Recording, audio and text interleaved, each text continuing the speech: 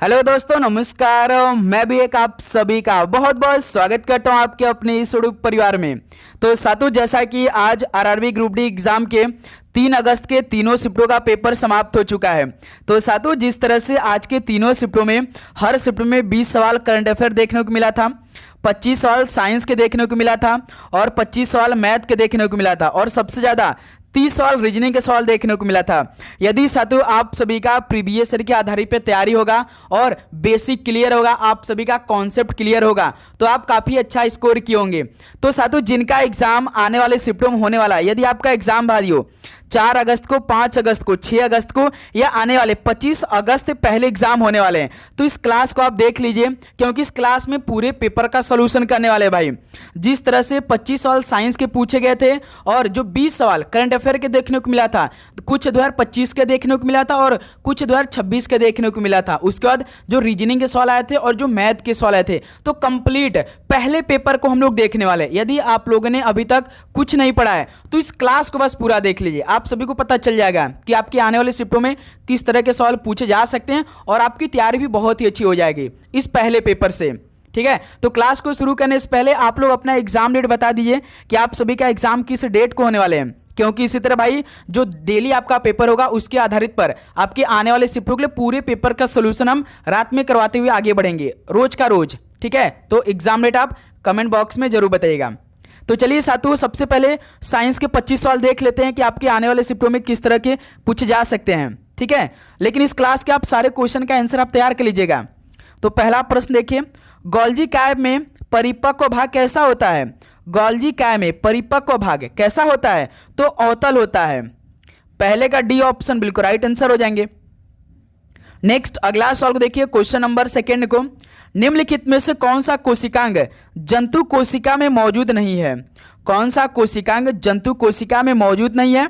जैसे राइबोसोम, ये कोशिकांग जंतु में भाई मौजूद है, लाइसोसोम भी है, माइटोकॉन्ड्रिया, लेकिन प्लास्टिड मौजूद नहीं होता है। तो बी ऑप्शन इस सवाल का बिल्कुल राइट आंसर हो जाएंगे। नेक्स्ट अगला सवाल को देखिए, क्वेश्चन नंबर 3 को, निम्नलिखित में से कौन सा शरीर का अंग एक खींची हुई रबर सीट की तरह व्यवहार करता है? कौन सा शरीर का अंग एक खींची हुई रबर सीट की तरह व्यवहार करता है? तो साथियों कर्णपाट है भाई, जो कि खींची हुई रबर सीट की तरह व्यवहार करता है, ये शरीर का अंग होता है कर्णपाट। डी ऑप्शन बिल्कुल राइट आंसर हो जाएंगे। नेक्स्ट अगला सवाल को देखिए, क्वेश्चन नंबर 4 को, द्रव में गैसों की घुलनशीलता तापमान में कमी के साथ क्या होता है? द्रव में गैसों की घुलनशीलता तापमान में कमी के साथ क्या होता है? तो साथियों याद रखिएगा, तापमान में कमी के साथ जो होता है ना घुलनशीलता, वो बढ़ती है। सी ऑप्शन बिल्कुल राइट आंसर हो जाएंगे। नेक्स्ट अगला सवाल को देखिए, क्वेश्चन नंबर 5 का राइट आंसर क्या बनेंगे? वह प्रक्रिया जिसमें धातुओं को उसके अयस्कों द्वारा गलनांक बिंदु से अधिक गर्म करके निष्कर्षित किया जाता है, तो क्या कहलाती है? वह प्रक्रिया जिसमें धातुओं को उसके अयस्कों द्वारा गलनांक बिंदु से अधिक गर्म करके निष्कर्षित किया जाता है, तो क्या कहलाती है? तो साथियों प्रगलन कहलाती है। बी ऑप्शन बिल्कुल राइट आंसर हो जाएंगे। आप लोग अपने शिफ्ट से पहले सारे सवाल का उत्तर याद कर लीजिएगा भाई। क्वेश्चन नंबर 6 देखिए, निम्न में से कौन सी धातु अमलगम यानी कि इसमें सदैव एक घटक के रूप में विद्यमान होती है? कौन सी धातु अमलगम में सदैव एक घटक के रूप में विद्यमान होती है? तो साथियों याद रखिएगा, वो मरकरी है। बी ऑप्शन बिल्कुल राइट आंसर हो जाएंगे। नेक्स्ट अगला सवाल देखिए, क्वेश्चन नंबर 7 को, किसको उष्मा तरंगों के रूप में भी जाना जाता है? तो साथियों किसको उष्मा तरंगों के रूप में भी जाना जाता है? तो भाई अवरक्त तरंगे को उष्मा तरंगों के रूप में भी जाना जाता है। सी ऑप्शन इस सवाल का बिल्कुल राइट आंसर हो जाएंगे। ओके, नेक्स्ट अगला सवाल को देखिए, क्वेश्चन नंबर 8 को, 2 बिंदुओं के बीच विभवांतर ज्ञात करने के लिए सही सूत्र की पहचान करिए। भाई साहब 2 बिंदुओं के बीच विभवांतर ज्ञात करने के लिए सही सूत्र कौन है इनमें से? तो V बराबर क्या होता है? W अपान में Q, ये आपका सही सूत्र है भाई। 2 बिंदुओं के बीच विभवांतर ज्ञात करने के लिए V बराबर W/Q होता है, यानी डी ऑप्शन बिल्कुल राइट आंसर हो जाएंगे। नेक्स्ट अगला सवाल को देखिए, क्वेश्चन नंबर 9 का राइट आंसर क्या होगा? किसी पिंड की गतिज और स्थितिज ऊर्जा उसकी कौन सी ऊर्जा के घटक है? किसी पिंड की गतिज और स्थितिज ऊर्जा उसकी कौन सी ऊर्जा की घटक होती है? तो भाई यांत्रिक ऊर्जा के घटक है। सी ऑप्शन बिल्कुल राइट आंसर हो जाएंगे। अगला सवाल देखिए क्वेश्चन नंबर 10 को, ध्वनि की प्रबलता ध्वनि उत्पन्न करने वाले कंपन के आयाम के किसके समानुपाती होती है? ध्वनि की प्रबलता ध्वनि उत्पन्न करने वाले कंपन के आयाम के किसके समानुपाती होती है? तो भाई याद रखिए वर्ग के समानुपाती होती है ये, तो सी ऑप्शन बिल्कुल राइट आंसर हो जाएंगे। यदि साथियों आप चैनल पर नए हैं तो चैनल को सब्सक्राइब करने बाद नोटिफिकेशन को जरूर ऑन कर लेंगे, क्योंकि साथियों ये क्लास आपके पूरे जब तक कि एग्जाम समाप्त नहीं हुआ था ना तब तक की क्लास आने वाली है।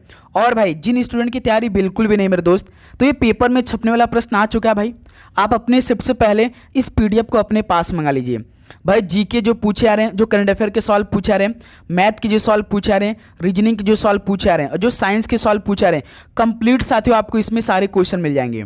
ठीक है, तो देखिए व्हाट्सएप नंबर दिखाई दे रहा होगा, इस नंबर पर व्हाट्सएप करके सारे क्वेश्चन मंगा लीजिए। प्लस साथियों लगभग 60 to 80% तो प्रीवियस ईयर के क्वेश्चन देखने को मिल रहे हैं भाई, तो इसमें आपको कंप्लीट हम पूरा प्रीवियस ईयर के क्वेश्चन दे देंगे। जो पिछला 101 शिफ्ट में पेपर हुआ था ना पूरा मिल जाएगा। यदि आप भाई रीजनिंग में 30 में से 30 करना चाहते तो पूरा 101 शिफ्ट का पेपर लगा लीजिए, देख लीजिए, आपका कंप्लीट हो जाएगा भाई। ठीक है, तो इस पीडीएफ में सारा क्वेश्चन आपको मिल जाएंगे। तो मात्र साथियों 25 रुपये पे करके नहीं सारे क्वेश्चन आप मंगा सकते हैं मेरे पास। जो एग्जाम ओरिएंटेड क्वेश्चन है, इंपॉर्टेंट क्वेश्चन होंगे, प्लस हाई स्कोरिंग टॉपिक वाले क्वेश्चन, कम समय में आपकी ज़्यादा तैयारी हो जाएगी इससे भाई।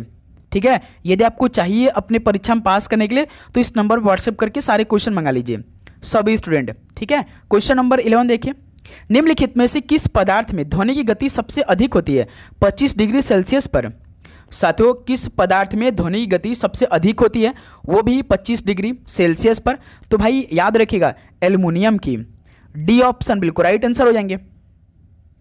नेक्स्ट अगला सवाल को देखिए, क्वेश्चन नंबर 12 का राइट आंसर क्या होगा? मूत्र में पीले रंग के लिए निम्नलिखित में से कौन सा रसायन जिम्मेदार है? मूत्र में पीले रंग के लिए कौन सा रसायन जिम्मेदार है?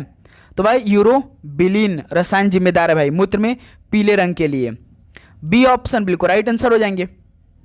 अगला सवाल को देखिए, क्वेश्चन नंबर 13 का राइट आंसर क्या होगा? कौन सी ग्रंथि कोर्टिसोल का उत्पादन करती है जिसे अक्सर मनुष्यों में स्ट्रेस हार्मोन के रूप में भी जाना जाता है? तो साथियों कौन सी ग्रंथि कोर्टिसोल का उत्पादन करती है जिसे अक्सर मनुष्यों में स्ट्रेस हार्मोन के रूप में जाना जाता है? तो भाई वो अधिवृक्क ग्रंथि है, सी ऑप्शन बिल्कुल राइट आंसर हो जाएंगे। अगला सवाल को देखिए, क्वेश्चन नंबर 14 को, वाल्वों के ठीक से बंद न होने के कारण सूजी हुई नीली नसों को क्या कहा जाता है? साथियों वाल्वों के ठीक से बंद न होने के कारण सूजी हुई नीली नसों को क्या कहा जाता है? तो वेरिकाज सिरा कहा जाता है भाई, बी ऑप्शन बिल्कुल राइट आंसर हो जाएंगे। सेम टू सेम भाई इसी तरह सवाल ग्रुप डी के आज के तीनों शिफ्ट में पूछे गए हैं। क्लियर, बस आप अपने शिफ्ट से पहले आज की क्लास को देख लीजिएगा, आपकी तैयारी बहुत ही शानदार तरीके से होने वाली है। क्वेश्चन नंबर 15 देखिए, निम्नलिखित में से किसमें पायरुवेट ऑक्सीजन की अनुपस्थिति में लैक्टिक अम्ल और ऊर्जा में बदल जाता है भाई? किसमें पायरुवेट ऑक्सीजन की अनुपस्थिति में लैक्टिक अम्ल ऊर्जा में बदल जाता है भाई? तो याद रखिए भाई मानव पेशी कोशिकाएं में, डी ऑप्शन बिल्कुल परफेक्टली आंसर हो जाएंगे। अगला सवाल को देखिए, क्वेश्चन नंबर 16 को, पाचन की प्रक्रिया में लाइपेज के कार्य की पहचान करें। पाचन की प्रक्रिया में लाइपेज के कार्य की पहचान करना है, कौन सा भाई इनमें से? तो पैसीकृत वसा का विघटन करना होता है। ठीक है, तो बी ऑप्शन बिल्कुल राइट आंसर हो जाएंगे। अगला सवाल को देखिए, क्वेश्चन नंबर 17 का राइट आंसर क्या होगा? न्यूटन का कौन सा नियम बल की मात्रात्मक परिभाषा प्रदान करता है? न्यूटन का कौन सा नियम बल की मात्रात्मक परिभाषा प्रदान करता है? तो साथियों गति का दूसरा नियम भाई, ऑप्शन बी बिल्कुल राइट आंसर हो जाएंगे। क्लियर, अगला सवाल को देखिए, क्वेश्चन नंबर 18 को, निम्नलिखित में से किस पदार्थ का पीएच मान लगभग 14 है? साथियों किस पदार्थ का पीएच मान लगभग 14 है भाई? तो सोडियम हाइड्रोक्साइड का पीएच मान लगभग अप्रॉक्स 14 है, तो बी ऑप्शन बिल्कुल राइट आंसर है। चलिए भाई क्वेश्चन नंबर 19 को हल करिए। निम्नलिखित में से कौन सा अम्ल सिरके के पीएच को अम्लीय बनाता है? कौन सा अम्ल सिरके के पीएच को अम्लीय बनाता है?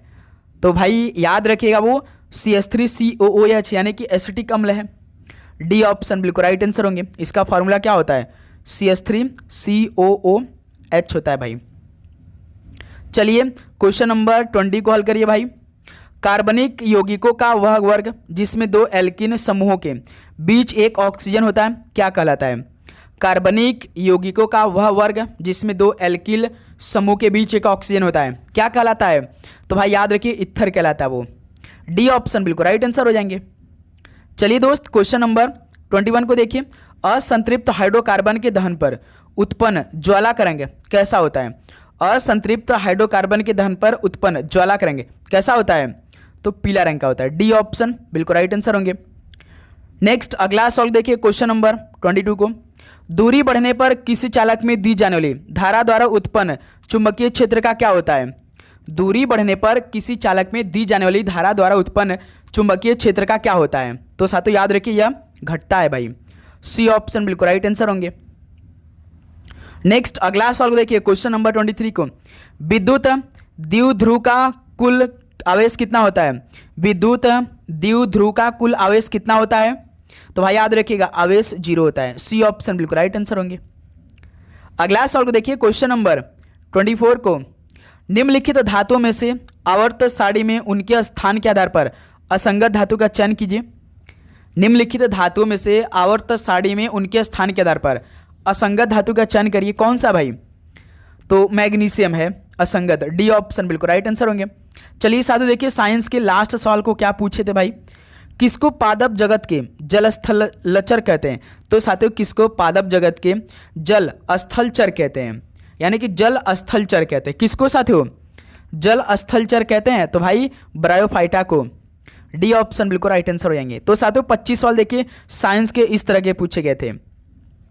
ठीक है, अब देखिए हम लोग भाई बेस्ट लेवल के करंट के सवाल पूछेंगे। भाई करंट आपको जनवरी से लेकर भाई हम आपको क्लियर कर दे जून तक बस पढ़ लीजिए।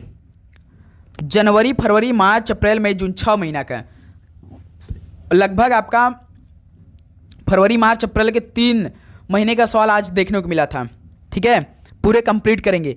11 जनवरी 2026 को गृह मंत्री अमित शाह ने कहा विनिमय नामक भूमि बंदरगाह प्रबंध प्रणाली का शुभारंभ किया है। तो साथियों 11 जून 2026 को गृह मंत्री अमित शाह ने कहां पर विनिमय नामक भूमि बंदरगाह प्रबंधन प्रणाली का शुभारंभ किया है? तो साथियों याद रखिए नई दिल्ली में किया है। तो सी ऑप्शन बिल्कुल राइट आंसर होंगे। अगला सवाल को देखिए क्वेश्चन नंबर 27 को। 20 फरवरी 2026 को विक्रम LLM को किस भारतीय AI स्टार्टअप ने लॉन्च किया है? 20 फरवरी 2026 को विक्रम LLM को किस भारतीय AI स्टार्टअप ने लॉन्च किया है? इंपॉर्टेंस वाले तो सर्वम AI ने लॉन्च किया है भाई। ऑप्शन ए बिल्कुल राइट आंसर हो जाएंगे। नेक्स्ट क्वेश्चन नंबर 28 को देखिए। 31 अक्टूबर 2025 को स्पेन में संपन्न एक्सरसाइज ओशियन स्काई 2025 में भाग लेने वाला पहला गैर नाटो देश कौन बना है? बताइए साथियों 31 अक्टूबर 2025 को स्पेन में संपन्न एक्सरसाइज ओशियन स्काई 2025 में भाग लेने वाला पहला गैर नाटो देश कौन बना है? तो भाई संयुक्त राज्य अमेरिका, यूनाइटेड किंगडम, फ्रांस। ये तो भाई नाटो के प्रमुख देश हैं। नाटो में भारत शामिल नहीं है तो यही गैर देश है भाई। डी ऑप्शन बिल्कुल राइट आंसर होंगे। क्लियर। अगला सवाल को देखिए क्वेश्चन नंबर 29 को। 130वां संविधान संशोधन बिल 2025 किस अनुच्छेद से संबंधित है? 130वां संविधान संशोधन बिल 2025 ये किस अनुच्छेद से संबंधित है? तो साथियों अनुच्छेद 75 से संबंधित है। ऑप्शन बी राइट आंसर होंगे। क्वेश्चन नंबर 30 को देखिए। AI टूल नानो बनाना किसने लॉन्च किया है भाई? AI टूल नानो बनाना किसने लॉन्च किया है? तो गूगल ने इसको लॉन्च किया है नानो बनाना को। ऑप्शन ए बिल्कुल राइट आंसर है। अगला सवाल को देखिए क्वेश्चन नंबर 31 को। फीडे विश्व कप 2025 का आयोजन कहाँ हुआ था? साथियों फीडे विश्व कप 2025 का आयोजन कहाँ पर हुआ था? भाई गोवा राज्य में हुआ था। ऐसा नहीं कि केवल 2026 का ही सवाल आपको देखने को मिलेगा, आने वाले शिफ्टों में क्लियर है कि भाई 2025 के सवाल आपको देखने को मिलेंगे ही मिलेंगे आपके शिफ्ट में। क्वेश्चन नंबर 32 देखिए। 30 अगस्त 2025 को प्रधानमंत्री मोदी को कहाँ शुभ दरुमा गुड़िया भेंट की गई है? यानी कि किस यात्रा के दौरान 30 अगस्त 2025 को प्रधानमंत्री मोदी जी कहाँ की यात्रा कर रहे थे जिनको साथियों शुभ दरुमा गुड़िया भेंट की गई? तो साथियों जापान यात्रा के दौरान इनको भेंट की गई थी शुभ दरुमा गुड़िया। ऑप्शन से बिल्कुल राइट आंसर होंगे। ओके अगला सवाल को देखिए क्वेश्चन नंबर 31 को। तो साथियों आप चैनल को जरूर सब्सक्राइब करके भाई नोटिफिकेशन को ऑन कर लेंगे, क्योंकि क्लास अपलोड हो तो साथियों पहला नोटिफिकेशन आप सभी के पास सबसे पहले पहुंचे भाई सभी स्टूडेंट। देखिए 1 सितंबर 2025 से कौन सी राज्य सरकार ने नो हेलमेट नो फ्यूल सड़क सुरक्षा अभियान शुरू किया है? तो साथियों 1 सितंबर 2025 से कौन सी राज्य सरकार ने नो हेलमेट नो फ्यूल सड़क सुरक्षा अभियान शुरू किया? तो दोस्त मेरे याद रखिए वो उत्तर प्रदेश सरकार ने। डी ऑप्शन बिल्कुल राइट आंसर होंगे। नेक्स्ट क्वेश्चन नंबर 34 को देखिए। 4 सितंबर 2025 को रियल रिदम एंड सोल 2025 कार्यक्रम कहाँ आयोजित किया गया है? 4 सितंबर 2025 को रियल रिदम एंड सोल 2025 कार्यक्रम ये कहाँ पर आयोजित किया गया है? तो साथियों नेपाल में। ऑप्शन सी बिल्कुल राइट आंसर है। नेक्स्ट क्वेश्चन नंबर भाई 35 कॉल करिए। 25 दिसंबर 2025 को भारतीय नौसेना ने पनडुब्बी रोधी युद्धपोत अंजदीप को कहाँ कमीशन किया है? तो साथियों 25 दिसंबर 2025 को भारतीय नौसेना ने पनडुब्बी रोधी युद्धपोत अंजदीप को कहाँ कमीशन किया है? तो साथियों वो चेन्नई में किया है। तो ऑप्शन इस का बिल्कुल राइट आंसर हो जाएंगे। चलिए भाई क्वेश्चन नंबर 36 कॉल करिए। तो भारत सरकार ने 2026 अंत तक बाल विवाह की दर कितने प्रतिशत कम करने का लक्ष्य रखा है? तो साथियों मेरे भारत सरकार ने 2026 अंत तक बाल विवाह की दर कितने प्रतिशत कम करने का लक्ष्य रखा है? तो साथियों याद रखिएगा 10% का। सी ऑप्शन राइट आंसर हो जाएंगे। क्वेश्चन नंबर 37 को देखिए। 5 जनवरी 2026 को सूर्यास्त्र रॉकेट सिस्टम के लिए भारतीय सेना ने किस देश के साथ समझौता किया है? 5 जनवरी 2026 को सूर्यास्त्र रॉकेट सिस्टम के लिए भारतीय सेना ने किस देश के साथ समझौता किया है? तो साथियों याद रखिए इजराइल देश के साथ समझौता किया है। तो बी ऑप्शन राइट आंसर हो जाएंगे। अगला सवाल को देखिए। क्वेश्चन नंबर 38 को दिव्यांग शक्ति योजना किस राज्य में शुरू की गई है? दिव्यांग शक्ति योजना किस राज्य में शुरू की गई है? तो साथियों आंध्र प्रदेश में शुरू की गई है। ऑप्शन से बिल्कुल राइट आंसर होंगे। अगला सवाल को देखिए भाई। क्वेश्चन नंबर 39 को भारत सरकार द्वारा ग्रामीण युवाओं को स्वरोजगार हेतु प्रशिक्षण योजना किस वर्ष शुरू की गई थी? भारत सरकार द्वारा ग्रामीण युवाओं को स्वरोजगार हेतु प्रशिक्षण योजना किस वर्ष शुरू की गई थी? तो साथियों ये 1979 में शुरू की गई थी। ऑप्शन सी बिल्कुल राइट आंसर हो जाएंगे। अगला सवाल को देखिए। क्वेश्चन नंबर 40 को निम्नलिखित में से किस अनुच्छेद के तहत समान न्याय और मुफ्त कानूनी सहायता प्रदान करने का प्रावधान है?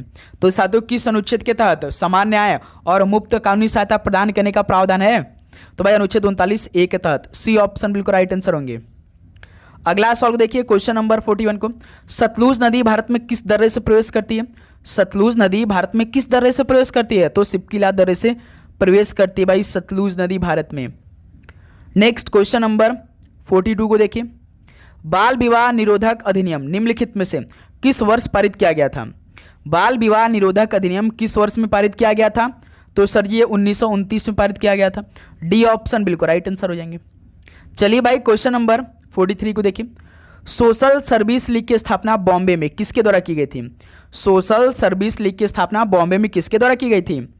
तो नारायण मल्हार जोशी के द्वारा की गई थी। ऑप्शन सी बिल्कुल राइट आंसर होंगे। नेक्स्ट क्वेश्चन नंबर 44 को देखिए। अकबर के शासनकाल के दौरान मुगल काल की राजस्व प्रणाली को क्या कहा जाता था? अकबर के शासनकाल के दौरान मुगल काल की राजस्व प्रणाली को क्या कहा जाता था? तो साथियों जब्ती कहा जाता था। तो भाई बी ऑप्शन बिल्कुल राइट आंसर होंगे। चलिए क्वेश्चन नंबर 45 कॉल करिए। चकरी नामक पारंपरिक लोक नृत्य किस जनजाति की महिलाएं करती है? साथियों चकरी नामक पारंपरिक लोक नृत्य ये किस जनजाति की महिलाएं करती है? तो भाई याद रखिए कंजर जनजाति के ये महिलाएं लोक नृत्य करती हैं चकरी नामक। तो बी ऑप्शन बिल्कुल राइट आंसर होंगे। क्लियर। अगला सवाल को देखिए। क्वेश्चन नंबर 46 को अब देखिए साथियों रीजनिंग का। तो भाई आपको इससे पहले मैंने एक रीजनिंग की क्लास दिया है जो पूरे 30 के 30 सवाल उसी तरह पूछे जा रहे हैं। तो उस क्लास को कंप्लीट वॉच कर लीजिए जाकर, प्लेलिस्ट में क्लास अपलोड हो चुका है। तो देखिए दी गई श्रृंखला में प्रश्न चिन्ह के स्थान पर क्या आना चाहिए? 42, 47, 53, 60, 68 प्रश्न चिन्ह। तो हल करिए साथियों। 42, 47, 53, 60, 68 ये प्रश्न चिन्ह। बताइए साथियों प्रश्न चिन्ह की जगह क्या आएगा? 42 से 47 तो +5, 47 से 53 +6 हो गया भाई, 53 से 60 +7 हो गया, 60 से 68 +8 हो गया। भाई देखिए +5 +6 +7 +8 हो गया। यानी कि आपको 68 में +9 करना होगा। 68 में 9 जोड़ेंगे कितना आएगा? 77 आएगा। तो प्रश्न चिन्ह की अब कितना आएगा आंसर? 77 आएगा भाई। तो ऑप्शन इस सवाल का बिल्कुल राइट आंसर हो जाएंगे। क्लियर। आप सभी को समझ में आई ये सवाल। चलिए नेक्स्ट अगले सवाल को देखिए। क्वेश्चन नंबर 47 को हर शिफ्ट में सवाल आया है भाई ये उस समुच्चय का चयन कीजिए जिसमें संख्या उसी प्रकार सम्मिलित है जिस प्रकार निम्नलिखित समुच्चयों की संख्या संबंधित है। 12 4 48 भाई साहब 12 4 48 ध्यान से देखिए साथियों, 12 में 4 का मल्टीप्लाई कर देंगे तो 48 बन जाएगा। अब ये देखिए 15 3 45 यानी कि 15 3 45, तो साथियों 15 में 3 का मल्टीप्लाई कर देंगे तो 45 बन जाएगा। तो सेम ऑप्शन में देखिए भाई, पहला ही ऑप्शन देखिए राइट है कि नहीं, 19 2 38 यानी कि 19 में भाई जो 19 2 38 दिया है तो 19 में 2 का मल्टीप्लाई करेंगे तो कितना आएगा, 38 आ जाएगा। तो पहला ऑप्शन देखिए बिल्कुल राइट आंसर है। दूसरा ऑप्शन चेक करिए, 16 दूना 32 होता है लेकिन यहाँ पे 34 दिया है। 21 दिया 63 होता है लेकिन यहाँ पे 61 दिया है। 3 चौका 12 होता है लेकिन यहाँ पे 14 दिया है। तो पहला ऑप्शन सही है कि नहीं, ठीक है। एक सवाल आ रहे हैं ऐसे पेपर में। चलिए अगला सवाल को हल करिए। क्वेश्चन नंबर 48 का राइट आंसर देखिए, दी गई श्रृंखला में प्रश्न चिन्ह के स्थान पर क्या रखे जाने से श्रृंखला तार्किक रूप से पूर्ण हो जाएगी। बनाइए साथियों, वाई 49, डब्ल्यू भी 36, TR 25, PM 16 प्रश्न चिन्ह। बताइए साथियों प्रश्न चिन्ह की जगह पर क्या आएगा, हल करिए। भाई साहब इसमें कुछ अलग लॉजिक दिया है, तो सबसे पहले नंबर को हल कर लेते हैं ना। 49 से 36 माइनस 13, 36 पहले नंबर को लिख लेते हैं तब आपको समझ में आएगा और अच्छे से। 49 36 25 16, देखिए घट गया भाई 49 से। भाई साहब ये तो 7 का स्क्वायर है क्या, 6 का स्क्वायर है, 5 का स्क्वायर, 4 का स्क्वायर, यानी 3 का स्क्वायर करना पड़ेगा भाई, 9 हो जाएगा। 9 देखिए दिया भी है, एक KG 9, KH 9, LH 9 में दिया, यानी इन्हीं दोनों में से ऑप्शन हो गया भाई। ये तो स्क्वायर हो रहा है भाई, है ना, तो 9 आंसर आएगा नंबर में। तो अब देखिए हम लोग अक्षर का रिलेशन बना लेते हैं। वाई भी डब्ल्यू टी, पहले अक्षर का रिलेशन बनाते हैं, वाई डब्ल्यू और T, Y W T P, ठीक। देखिए Y 25, W 23, T 20, P 16, 25 23 minus 2, 23 से 20 माइनस 3, 20 से 16 माइनस 4, तो सातों 16 में माइनस 5 कर दीजिए, क्योंकि देखिए माइनस 2 माइनस 3 माइनस 4 माइनस 5, 16 में से 5 घटाएंगे 11, 11 पे कौन आएगा, के, यानी कि KG 9 आपका आंसर आएगा भाई। या सॉरी KG 9 तो भाई देखिए KH भी 2 में के दिया है, एक के 2 जगह दिया है, यानी कि या तो KG 9 आएगा या तो KH 9 आएगा। आंसर में देखिए हमारा नंबर 9 आ गया है, पहला अक्षर के आ गया है। अब दूसरे अक्षर के रिलेशन निकालिए, वाई भी आर एम, वाई भी आर एम, वाई 25, भी 22, आर 18, एम 13, 25 से 22 माइनस 3, 22 18 माइनस 4, 28 13 माइनस 5, तो माइनस 3 माइनस 4 माइनस 5 माइनस 6, 13 से 6 घटाएंगे 7, 7 पे जी, KG 9 भाई, जो हमने पहला बार बोला था वही आंसर आ गया। देखिए KG 9, ठीक क्लियर। पहला अक्षर क्या आया था, दूसरा अक्षर जी आ गया, नंबर हमारा 9 आया था, स्क्वायर किया था। समझ में आप सभी को, सी ऑप्शन परफेक्टली आंसर है। ओके चलिए भाई नेक्स्ट क्वेश्चन नंबर 49 को हल करिए। हर शिफ्ट में सवाल आ रहे हैं, उत्तर की ओर अभिमुख 50 विद्यार्थियों की एक पंक्ति में मेहा जो है, नेहा नहीं मेहा है, दाएं छोर से 15वें स्थान पे है। तो कुल विद्यार्थी कितने हैं भाई, कुल विद्यार्थी 50 हैं, ठीक। मेहा का दाएं छोर से कौन सा स्थान है भाई, 15वां स्थान है दाएं छोर से, राइट साइड से। और यदि प्रिया मेहा के बाएं से 8वें स्थान पर है, यदि प्रिया मेहा के बाएं से 8वें स्थान पे है, तो साथियों प्रिया जो बाएं से 8वें स्थान पे है, किससे साथियों, किससे, तो आप इसको कैसे हल कर सकते हैं। तो पहले जो मेहा दाएं छोर से 8वें स्थान पे है और प्रिया मेहा के बाएं से 8वें स्थान पे, इनको जोड़ दीजिए, कितना आ जाएगा, टोटल 23 हो गए, ठीक है। ये आपका दाएं छोर हो गया। अब बाएं छोर से प्रिया का स्थान क्या है साथियों, सवाल क्या पूछा है, तो पंक्ति के बाएं छोर से प्रिया का स्थान। तो आप क्या करेंगे, 50 में से भाई 23 माइनस करिए, 50 में से 23 माइनस करिए और +1 कर दीजिए। 50 में से 23 घटाएंगे 27, 27 में एक जोड़ देंगे 28, तो भाई तो बाएं छोर से प्रिया का स्थान क्या होगा, 28वां स्थान होगा, बी ऑप्शन बिल्कुल राइट आंसर हो जाएंगे। इस तरह से आप सॉल्व को हल करेंगे भाई। शुरुआत में पहले दोनों को जोड़ देंगे, जो मेहा का दाएं छोर से 15वां स्थान है और प्रिया जो है मेहा के बाएं से 8वें स्थान पे, इनको जोड़ दिए, फिर टोटल में से साथियों कुल विद्यार्थी जो 50 है इसमें से माइनस करके 1 जोड़ दीजिए आप, सिंपल सा, तो बी ऑप्शन आपका राइट आंसर हो जाएंगे। क्लियर। चलिए दोस्त, क्वेश्चन नंबर 50 कॉल करिए। यदि एक पंखे का अंकित मूल्य 775 रुपये है, उस पर 12% की छूट प्रदान की जाती है, तो पंखे का विक्रय मूल्य यानी सेलिंग प्राइस बता दीजिए भाई। सेलिंग प्राइस क्या होता है, हमने आपको कई बार बताया है, सेलिंग प्राइस बराबर एमपी माइनस छूट, एमपी माइनस छूट होता है। एमपी तो आपका दिया भाई 775, लेकिन छूट पहले आपको निकालना पड़ेगा, तभी जाकर निकालेंगे। तो कैसे निकालेंगे, 12% की छूट प्रदान हो रही है ना 775 रुपये आपस से, तो क्या करिए 775 इंटू 12% का छूट यानी कि 12/100 छूट निकाल लीजिए। देखिए 2500 का 100, 25 तिहाई 75, 77 में से 75 दो, 25 से कम 25 भाई, 25 का भाग आप 775 में देंगे तो 31 बार में, 4 तिहाई 12। अब 31 गुणे 3 कितना आएगा, 3 एकम 3, 3 एकम 3, 3 त्रिका 9 यानी 93 आएगा भाई। तो छूट कितना आ गया, 93, छूट देखिए 93 आ गया। अभी आपको सेलिंग प्राइस हमने क्या बताया था आपको, एमपी माइनस छूट। अब देखिए निकल जाएगा, एमपी कितना दिया 775 और छूट कितना आ गया हमारा 93। घटाइए 775 में से 93, 5 में से 3 घटाएंगे 2, 75 में से 9 यानी 17 में से 9 घटा 8 यानी 182 आएगा भाई। 182 नहीं 682 होगा, 682 रुपये आ जाएगा भाई। तो पंखे का विक्रय मूल्य यानी सेलिंग प्राइस कितना होगा पंखे का, फैन का 682 रुपये होगा। ऑप्शन बिल्कुल राइट आंसर हो जाएंगे। क्लियर, समझ में आप सभी को। तो एक सवाल इस तरह भी ग्रुप डी के पेपर में देखने को मिले थे भाई। चलिए नेक्स्ट क्वेश्चन नंबर 51 को देखिए। प्रथम 12 विषम प्राकृत संख्याओं को औसत ज्ञात कीजिए। भाई याद रखिएगा, पहली जो n विषम प्राकृत संख्याओं का औसत होता है ना, वो हमेशा n ही होता है। तो n किसके बराबर है, 12 के बराबर हो जाएगा। या तो साथियों आप ऐसे निकाल लीजिए 1 3 5 7 9 11 विषम संख्या 12 तक ले जाइए, उसको जोड़िए, फिर टोटल भाग कराइए। तो हमेशा याद रखिए, जब ये प्रथम 20 दे विषम संख्या और प्राकृतिक संख्याओं का औसत पूछे तो जिसका पूछे रहेगा उस वही आंसर हो जाएगा।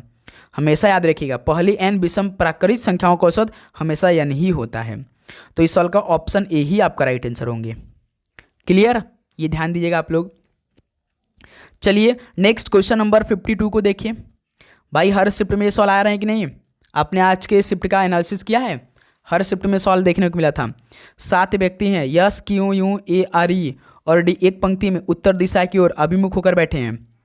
तो भाई एक सीधी ऐसे पंक्ति है, 7 व्यक्ति बैठे हैं, 1 व्यक्ति 2 व्यक्ति 3 4 5 6 7 लोग। तो इस सवाल को लाइन बाय लाइन पढ़िए, कंप्लीट हो जाएगा। देखिए एक के दाएं ओर केवल 2 व्यक्ति बैठे हैं, तो भाई एक के दाएं ओर, तो दायां इधर होता है बायां इधर होता है, ठीक है। जिसको आप बैठाइए उसको अपने आप को मान लीजिए, ए को हमें बैठा दिया यानी ये हम हो गए, तो हमारा राइट साइड इधर होगा।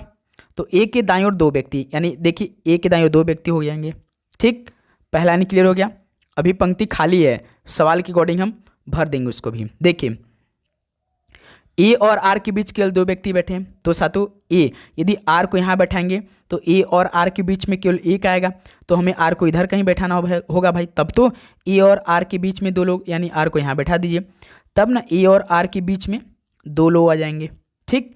ये लाइन क्लियर हो गया। दूसरा लाइन, अब तीसरा लाइन पढ़िए भाई, ई और डी के बीच केवल 2 व्यक्ति बैठे हैं। अब इसको रहने दीजिए, आगे वाले लाइन को पढ़िए।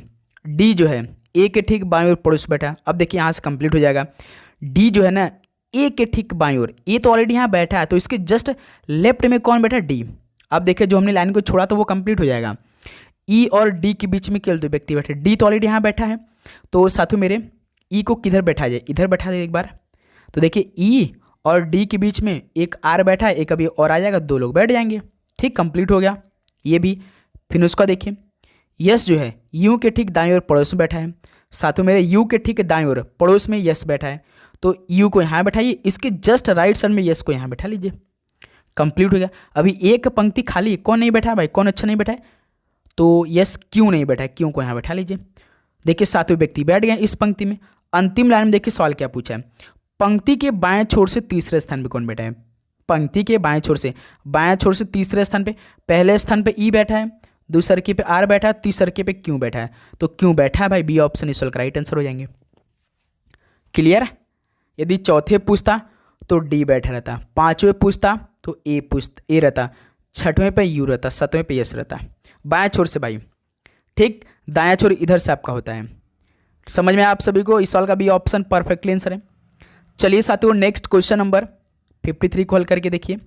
निम्नलिखित तो श्रृंखला का संदर्भ लीजिए और प्रश्न का उत्तर दीजिए। ये काफ़ी आपके भाई प्रश्न श्रृंखला दे रखे हैं। मेन इसमें आपका सवाल क्या पूछा वही हल करते हैं ना। देखिए ऐसे कितने सम अंक हैं। सम संख्या वो संख्या होती है जो 2 से कट जाती है। एग्जाम्पल 6 मान के चलते हैं, जिनमें से प्रत्येक के ठीक पहले एक विषम संख्या है, विषम अंक है, विषम अंक जो 2 से नहीं कटती है। मान के चलिए कि 5, ठीक, और ठीक बाद एक सम संख्या यानी कोई 2। तो इस तरह से आपको देखना है भाई इस श्रृंखला में, यानी कि बीच में सम संख्या, उसके ठीक पहले एक विषम संख्या, उसके बाद एक और सम संख्या। इस तरह से आपको देखना है समीकरण में जो आपका दिया है अंकों का। देखिए तो पहले साथियों क्या देखना है, ऐसे कितने सम अंक हैं। सम अंक है, इसके ठीक पहले एक विषम संख्या है, 1 है, उसके बाद एक क्या है साथियों सम संख्या, यानी स्टार्टिंग में देखिए 6 मिल गया, क्योंकि 6 के पहले एक क्या है साथियों विषम अंक है, उसके बाद भी एक सम संख्या 8 है, तो 1 मिल गया। ठीक, फिर देखिए साथियों 8 भी तो एक सम संख्या है, उसके पहले एक विषम संख्या चाहिए, लेकिन ये 6 सम संख्या, ये नहीं होगा। फिर देखिए साथियों ये 6, ये वाला 6 देखिए, 6 के पहले एक विषम संख्या होता है और ठीक बाद में एक सम संख्या 2 है, तो ये भी मिल गया भाई। ठीक, फिर देखिए और कहाँ पे सम संख्या है भाई, 2 सम संख्या है, लेकिन उसके पहले एक 6 विषम संख्या नहीं होगा। 8 देखिए, 8 ये, उसके पहले 2 एक सम संख्या आ गया, लेकिन हमें विषम संख्या चाहिए, तो ये नहीं होगा। फिर 7 देखिए, 4 सम संख्या होता है, लेकिन उसके पहले एक विषम संख्या, लेकिन उसके बाद भी एक विषम संख्या आ गया, तो ये लॉजिक नहीं बैठेगा दोस्त मेरे। फिर देखिए ये 8 देखिए, 8 एक सम संख्या होता है, उसके पहले 3 देखिए विषम संख्या है, और उसके बाद 2 देखिए एक सम संख्या है, तो ये 3 मिल गया ऐसे सम संख्या जिनके ठीक पहले एक विषम अंक है और ठीक बाद एक सम अंक है। ठीक, फिर देखिए कहाँ पे सम अंक है भाई, भाई साहब ध्यान से आप देखेंगे तो 8 के पहले एक विषम संख्या, लेकिन उसके बाद भी एक विषम संख्या, ये नहीं होगा। फिर कहाँ पे है साथियों, और कोई नहीं। 3 ऐसे साथियों इसमें मिले हैं क्या, 3 ऐसे सम संख्या मिले जिनके पहले एक विषम संख्या है और उसके बाद एक सम संख्या, यानी 3 मिले, ऑप्शन ए। और तो कोई है नहीं भाई। आप सभी को समझ में आया ये सवाल, क्लियर? ओके, ऑप्शन ए सवाल का बिल्कुल परफेक्टली आंसर हो जाएंगे। चलिए नेक्स्ट अगला सवाल को देखिए भाई, क्वेश्चन नंबर 54 का राइट आंसर। यदि प्लस और माइनस को परस्पर बदल दिया जाए तथा गुणा और भाग को परस्पर बदल दिया जाए तो निम्नलिखित समीकरण में प्रश्न चिन्ह के स्थान में क्या आएगा। ये आपका समीकरण दिया है, प्लस की जगह माइनस, माइनस की जगह प्लस, गुणा की जगह भाग और भाग की जगह गुणा रखना है। तो चलिए सबसे पहले समीकरण को हम लोग बना लेते हैं। देखिए 405 ये गुणा दिया है, तो गुणा को किस में बदलना है भाई, भाग में, तो गुणा की जगह भाग रख देते हैं। 5 माइनस है तो प्लस में, 32 प्लस है तो माइनस में, 16 भाग है तो गुणा में 6। ठीक, समीकरण बन के तैयार हो चुका। बॉर्ड मस्क में अप्लाई करिए। 5 का भाग 405 में, 5 और 40, 5 एक कम 5, ठीक, 81 बार में, प्लस 32 माइनस 16 85, 16 छक्का 96, ठीक, 81 32 कितना होगा, 1 2 3 8 3 11, 113 माइनस 96, तो 96 413 यानी 17 आपका आंसर आएगा। 113 हम से 96 घटाएंगे तो 17 आएगा, डी ऑप्शन बिल्कुल परफेक्टली आंसर हो जाएंगे। तो इस तरह से भाई सवाल पेपर में देखने को मिल रहे हैं। ठीक है, चलिए नेक्स्ट अगला सवाल को देखिए, क्वेश्चन नंबर 55 को। एक निश्चित गुण भाषा में 20 बज क्लोज को ZD ST CQ के रूप में और हियर 20 हम को CQ GVM के रूप में कूटबद्ध किया था। दी गई भाषा में 20 को किस प्रकार कूटबद्ध किया जाएगा। तो साथियों आप सभी से 20 का कोड पूछा है। जब भी साथियों अक्षरों वाला श्रृंखला दे, कोड वाला पूछे तो हमेशा अंदर एक कॉमन जरूर आपको मिल जाएगा। जैसे देखिए 20 इसमें आपका दिया है और 20 इसमें दिया है, दोनों में 20-20 कॉमन हो गया। जो इनका दोनों का कोड है, इनके कोड में कोई ना कोई आपको जरूर कॉमन मिल जाएगा। जैसे देखिए ध्यान से, CQ इसमें दिया गया है पहले वाले कोड में, दूसरे वाले में भी CQ दिया है। जिस प्रकार से 20 कॉमन था उसी प्रकार साथियों CQ भी दोनों में क्या है, कॉमन है। तो यही आपका C ऑप्शन भी राइट आंसर हो जाएंगे। ठीक है मेरे दोस्त, समझ में आप सभी को। चलिए इसी बात पर क्वेश्चन नंबर 56 को हल करिए और लास्ट सवाल आज के सेशन का। एक निश्चित गुण भाषा में रीड को 46-28 के रूप में और एम्स को 57-16 के रूप में कुटबद्ध किया जाता है। दी गई कुट भाषा में एक लिक्विड क्या होगा, बनाइए साथियों इस सवाल का परफेक्टली आंसर। सभी स्टूडेंट भाई हल करेंगे। जैसे साथियों रीड, READ, रीड में 4 अक्षर हैं तो इसके लिए अलग 4 कोड किया है। ठीक, एम्स AIMS में 4 अक्षर हैं तो इसके लिए अलग 4 कोड किया है। तो पूछा किसका, ए का कोड।